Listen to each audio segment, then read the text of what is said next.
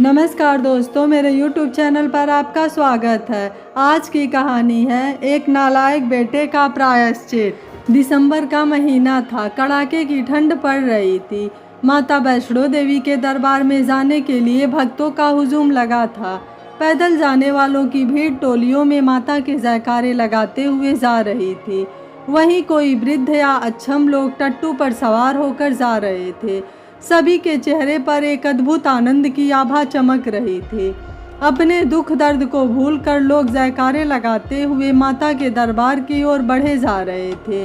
वहीं एक और घुटनों तक सिर्फ एक धोती पहने और कंधे पर एक गमछा डाले एक अधेड़ व्यक्ति एक जगह रास्ते में एक गट्ठर में नए ऊनी शाल, कंबल और स्वेटर लेकर बैठा था।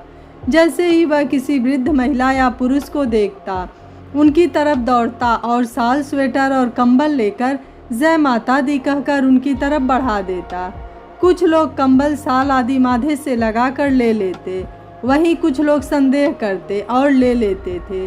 कुछ लोग तो कुछ उल्टी सीधी बात बोलकर आगे निकल जाते, पर उस व्यक्ति पर इसका कोई प्रभाव नहीं पड़ता और वह ठंड में कांपते हुए अगले व्यक्ति की राह देखने लगता। जनवरी का महीना था, ठिठुरन पैदा करने वाली ठंड पड़ रही थी। बनारस में गंगा के घाट पर लोग पौष संक्रांति का पवित्र स्नान कर रहे थे। भक्तों की भीड़ स्नान, जप, दान आदि में व्यस्त थी।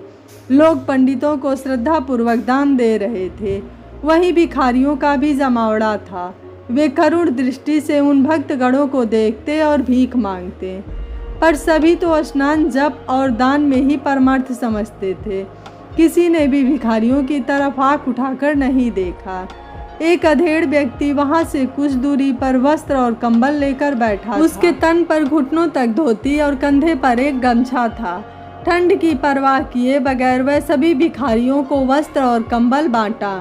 दोपहर के वक्त वहीं पर कुछ लोगों की मदद से खाना बनवाकर सभी गरीबों को भरपेट भोजन कराया। उस व्यक्ति के आंखों से आंसू बह रहे थे और चेहरे पर गंभीर दुख के भाव थे। शहर के उस अनाथालय में आज एक सज्जन वहां के सदस्यों में गर्म कपड़े और कंबल बांट रहा था। जनवरी के ठंड में उसने सिर्फ घुटनों तक धोती पहना और कंधे पर एक गमछा डाले था। उसने अपने मुंह को एक गमछे से ढक रखा था ताकि कोई उसे पहचान न सके।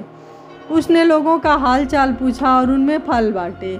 फिर वह अपने हाथों से सभी को खाना दिया।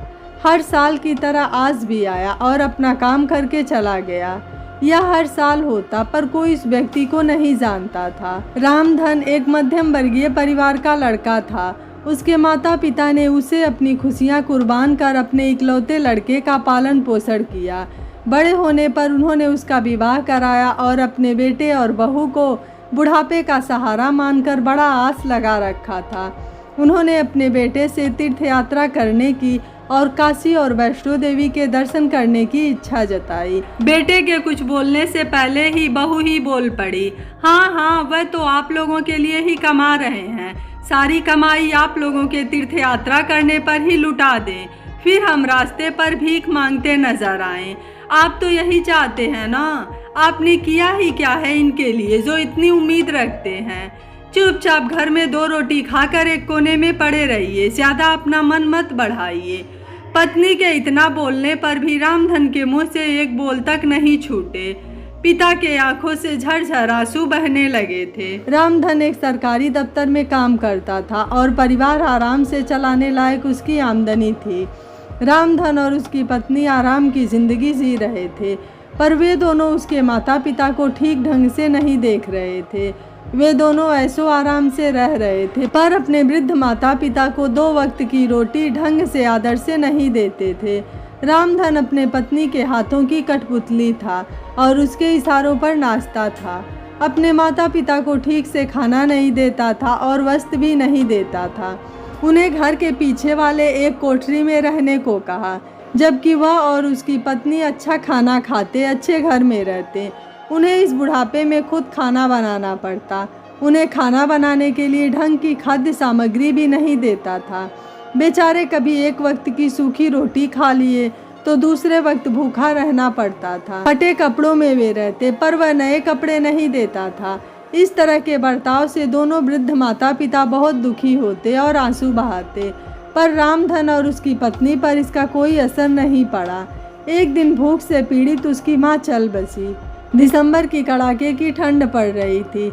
एक दिन सुबह रामधन के बूढ़े पिता लाठी का सहारा लिए खांसते हुए रामधन के कमरे के पास आए और अति दुर्बल आवाज़ में बोले, बेटा बड़े ज़ोर की खांसी हो रही है, दवा मंगा दो।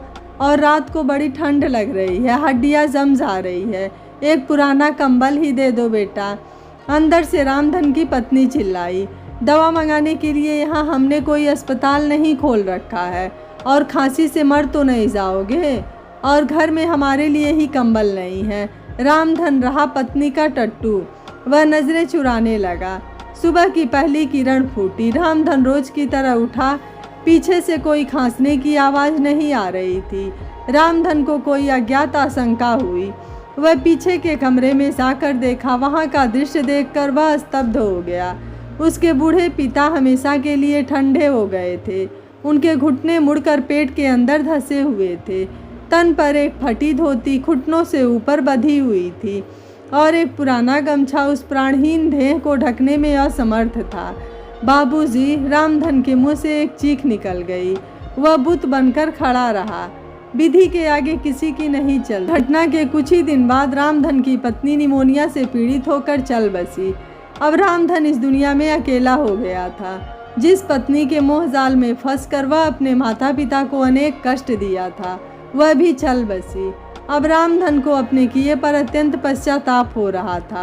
उसकी आंखों के सामने भूख से पीड़ित होकर मरी उसकी माँ का चेहरा घूम जाता था। ठंड से ठिठुर कर तन पर फटी धोती के साथ मरने वाले पिता का चेहरा बरबस आंखों के सामने आ जाता। उसके कानों में खांसी की दवा और पुरानी कंबल मांगते पिता के वे शब्द गूंजते रहे। रामधन भी छित्त सा हो गया। रामधन का दिल रो रहा था। उसने अपने पापों का प्रायश्चित करने का ठान लिया। उसके माता पिता भूख से और ठंड से प्राण त्याग दिए थे। कड़ाके की ठंड में वस्त्रहीन होकर उनके पिता ने प्राण छोड़े थे। अतः ठंडी के मौसम में उसने भी पिता की तरह घुटनों तक ही धोतियाँ पहनता और कंधे पर सिर्फ एक गमछा रखता। वह बूढ़े माता पिता को काशी और वैष्णो देवी का तीर्थ यात्रा नहीं करा सका। अतः वह हर साल सर्दियों में काशी और वैष्णो देवी जाकर वहां गरीब बूढ़े लाचार व्यक्तियों को वस्त्र कंबल आदि दान करता और गरीबों को भोजन कराता। इस तरह वह उन लोगों में अपने माता पिता को ढूंढता। सर्दियों में जिस दिन उसके पिता की मृत्यु हुई थी, उस दिन अपना चेहरा छुपाकर उनको कंबल वस्त्र भोजन आदि देता। इस तरह वह अपने पापों का प्रायश्चित करता। कड़ाके की सर्दियों में सिर्फ गज भर धोती पहने, कंधे पर गमछा डाले, अपने पिता के उस आखिरी दिन की ठंड से पीड़ा का अनुभव कर जानने की चेष्टा करते रामधन अपने दिन गुजार रहा था और जीवन के शेष पड़ाव की प्रतीक्षा करता रहा। दोस्तों, माता पिता के रहने पर बच्चे उनकी कद्र नहीं करते हैं और उनको रोटी रोटी के लिए तरसाते हैं, बीबी के इशारे पर चलते हैं। बहुएं तो दूसरे के घर से आई होती हैं, पर बेटे तो अपने होते हैं। उन्हें तो माता पिता का दर्द समझना चाहिए। हमारे यहाँ एक कहावत है, का वर्षा जब किसी सुखाने, समय बीत गई क्या पछताने। जैसे समय निकल जाने पर वर्षा का कृषि में कोई महत्व नहीं होता है, उसी तरह से समय निकल जाने पर जीवन में भी पश्चाताप का कोई मूल्य नहीं होता है। यह कहानी आपको कैसी लगी, आप मुझे अपनी राय कमेंट बॉक्स में ज़रूर दीजिएगा। वीडियो पसंद आया है तो वीडियो को लाइक, शेयर एंड चैनल को सब्सक्राइब कर लीजिएगा। Thank you for watching. मिलते हैं अगली कहानी में।